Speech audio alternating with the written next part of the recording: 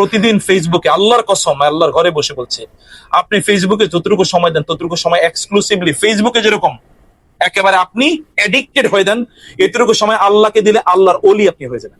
শুধু এতটুকু সময় আল্লাহকে দেন, চেয়ে বেশি দেয় লাগবে দেন না, দিয়ে দেখেন যতটা এডিক্টেড হয়ে আপনি যখন ফেসবুকে ঢুকেন তখন তো 2 ঘন্টা পরে আমি কি জন্য ঢুকলাম, আমি ঢুকলাম কি জন্য, আমি তো বুঝিই নাই।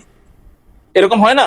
আপনি হয়তো কোন একটা কমেন্ট লিখলেন, এরপরে যে আপনি ঢুকছেন 3 ঘন্টা পরে মনে হলো আইসা আমি করতেছি কি আসে। অথচ আল্লাহর কাজ করতে গিয়ে তো এরকম হয় না। শুধু তথ্য এটা জানে কোনো লাভ নেই। অমুক ঘটনা কত তারিখে ঘটছে তাতে দিয়ে আপনার লাভ কি?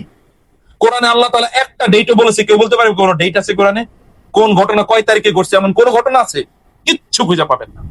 এমনকি কোরআন নাজিল হয়েছে কত তারিখে, এই তারিখে তো নাই কোরআনে।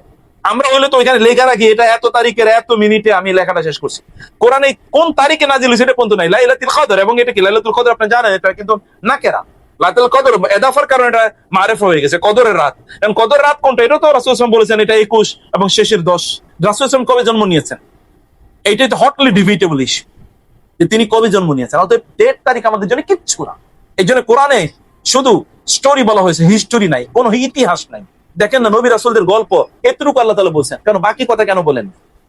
আপনি হলে তো পুরোটাই বলতেন, কিন্তু বলেন নাই কেন? কারণ আল্লাহ তাআলার কাছে ওগুলো ম্যাটার করে না। আল্লাহর কাছে যতটুকু ম্যাটার করে ততটুকুই আল্লাহ তাআলা বলে দিয়েছে। এই ইনফরমেশন, এত ইনফরমেশন আপনার দরকার নেই, আপনি উইজডম তৈরি করেন।